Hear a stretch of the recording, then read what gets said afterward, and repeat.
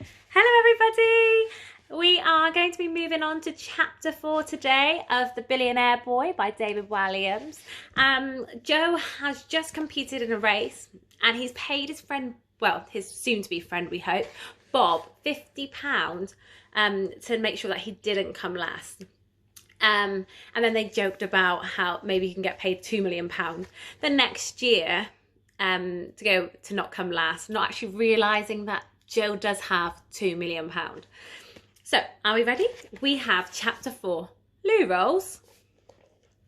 So, did you forget your kit on purpose? Asked Joe. Mr. Bruce had locked up the changing rooms by the time Joe and Bob had finished their cross-country run. Well, cross-country walk. They stood outside the grey concrete building, Bob shivering in his pants. They'd already been to find the school secretary, but there was absolutely no one left in the whole place. Well, apart from the caretaker, who didn't seem to speak English, or any other language for that matter. No, replied Bob, a little hurt at the suggestion. I may not be the fastest runner, but I'm not that much of a coward. They trudged through the school grounds, Joe in his singlet and shorts, and Bob in his vest and pants. They looked like two rejects from a boy band audition. Who took it, said Joe. I don't know. It might be the Grubs. They're the school bullies. The Grubs? Yeah, they're twins. Oh, said Joe. I haven't met them yet. You will, replied Bob dolefully. You know, I feel really bad about taking your birthday money off you. You don't have to, said Joe. It's fine. But £50 is a lot of money, Bob protested. £50 was not a lot of money to the Spuds. Here are a few things Joe and his dad would do with £50 notes. Light them instead of bits of old newspaper to get the barbecue going. Keep a pad of them by the telephone and use them as post-it notes. Line the hamster cage with handfuls of them and then throw them out after a week when they began to smell of hamster wee. Let the same hamster use one as a towel after it's had a shower. Filter coffee through them. Make paper hats out of them to wear on Christmas Day. Blow their noses on them. Spit chewed up chewing gum into them before crumpling them and placing them in the hand of a butler, who would then put them in the hand of a footman, who would then put them in the hand of a maid, who would then put them in the bin. Make paper aeroplanes out of them and throw them at each other. Wallpaper the downstairs loo with them. I never asked, said Bob. What does your dad do? Joe panicked for a moment. He makes loo rolls, he said, only lying a tiny bit. Loo rolls, said Bob. He couldn't suppress his smile. Yes, replied Joe defiantly. He makes loo rolls. Bob stopped smiling. That doesn't sound like it pays all that well. Joe winced. No, it doesn't. Then I guess your dad had to save for weeks to give you £50. Here you go. Bob carefully handed the now slightly crumpled £50 note back to Joe. No, you keep it, protested Joe. Bob pressed the note into Joe's hand. It's your birthday money. You keep it. Joe smiled uncertainly and closed his hand over the money. Thank you, Bob. So, what does your dad do? My dad died last year. They continued walking in silence for a moment. All Joe could hear was the sound of his heart beating. He couldn't think of anything to say. All he knew was that he felt awful for his new friend. Then he remembered that when someone died, people sometimes said, I'm sorry. I'm sorry, he said. It's not your fault, said Bob. I mean, well, I'm sorry he died. I'm sorry too. How did he? You know, cancer. It was really scary. He just got more and more ill, and then one day they took me out of school and I went to the hospital. We sat by his bed for ages and you could hear his breath rattling. Suddenly the sound just stopped. I ran outside to get the nurse and she came in and said he was gone. It was just me and my mum now. What does your mum do? She works at Tesco on the checkout. That's where she met my dad. He would shop on Saturday mornings. He used to joke that he only came in for a pint of milk but left with a wife. It sounds like he was funny, said Joe. He was, said Bob, smiling. Mum's got another job too. She's a cleaner at an old people's home in the evenings, just to make ends meet. Wow, said Joe. Doesn't she get tired? Yeah, said Bob. So I do a lot of the cleaning and stuff. Joe felt really sorry for Bob. Since he was 8, Joe had never had to do anything at home. There was always the butler or the maid or the gardener or the chauffeur or whoever to do everything. He took the note out of his pocket. If there was one person who needed the money more than him, it was Bob. Please, Bob, keep the £50. No, I don't want to. I feel bad. Well, let me at least buy you some chocolate. You've got a deal, said Bob. Let's go to Raj's. And that is the end of chapter 4. Now that was quite a short chapter, so I think today what we might do is read on to chapter 5. So that's what we're going to do. We have chapter 5, Out of Date Easter Eggs. Ding! No, reader, that's not your doorbell. No need to get up. It's the sound of the bell tinkling in Raj's shop as Bob and Joe opened the door. Ah, Bob, my favourite customer, said Raj. Welcome, welcome. Raj ran the local newsagent's shop. All the local kids adored him. He was like the funny uncle you always wish you had. And even better than that, he sold sweets. Hi, Raj, said Bob. This is Joe. Hello, Joe, exclaimed Raj. 2 fat boys in my shop at one time. The Lord must be smiling on me today. Why have you both got so little on? We came straight from cross country running, Raj, explained Bob. Fantastic. How did you do? First and second, replied Bob. That's wonderful, exclaimed Raj. To last, finished Bob. That's not so good. But I imagine you boys must be hungry after all that exercise. How can I help you today? We'd like to buy some chocolate, said Joe. Well, you have come to the right place. I have the finest selection of chocolate bars in this parade, Raj announced triumphantly. Considering the only other shops in the parade were a laundrette and a long since closed florist, that wasn't saying much, but the boys let it pass. Now, one thing Joe knew for certain was that chocolate didn't have to be expensive to taste nice.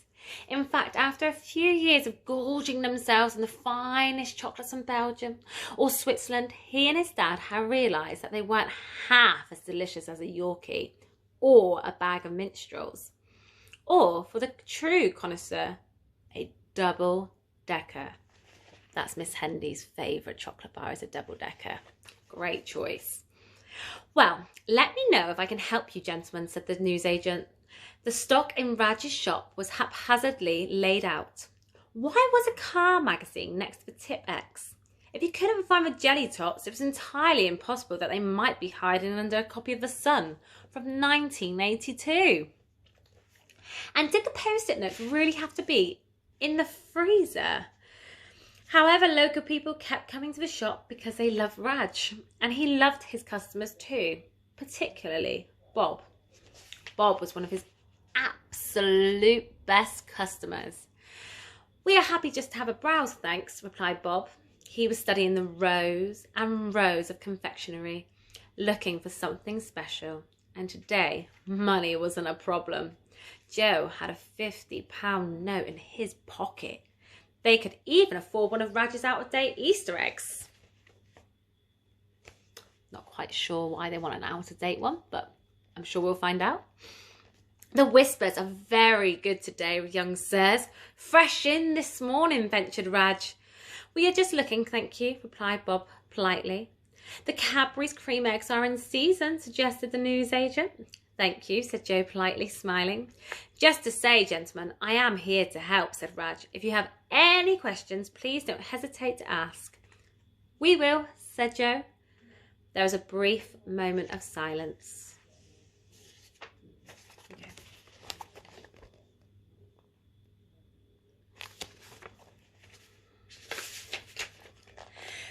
Just to let you know, the flake is off today, sirs, continued Raj. I should have said a problem with the supplier, but I should have had them back on sale tomorrow. Thanks for letting us know, said Bob. He and Joe shared a look. They were beginning to wish the newsagent would let them shop in peace. I can recommend a Ripple. I had one earlier and they are exquisite at the moment. Joe nodded politely. I'll leave you alone to make up your own mind. As I say, I am here to help. Can I have one of these? Said Bob, lifting up a giant bar of Cadbury's dairy milk to show Joe. Joe laughed. Of course you can. An excellent choice, gentlemen. I have those on special offer today. Buy 10, get 1 free, said Raj. I think we just need the one right now, Raj, said Bob. Buy 5, get half a 1 free. No thanks, said Joe. How much is it? £3.20, please. Joe took out the £50 note. Raj looked at it in wonder. Oh my! I have never seen one of those before. You must be a very rich young man. Not at all, said Joe. His dad gave it to him for his birthday, chimed in Bob. Lucky boy, said Raj. He peered at Joe. You know, you look familiar, young man. Do I? Replied Joe nervously. Yes, I'm sure I've seen you somewhere before. Raj tapped his chin as he thought. Bob stared at him, baffled. Yes, said Raj eventually. Only the other day I saw a picture of you in a magazine. I doubt it, Raj, scoffed Bob. His dad makes Luros. That's it, exclaimed Raj. He rifled through a pile of old newspapers and pulled out the Sunday Times Rich List. Joe started to panic. I've got to go. The newsagents flicked through the pages. There you are, Raj indicated a photograph of Joe sitting awkwardly on the front of his Formula One racing car and then read aloud from the magazine.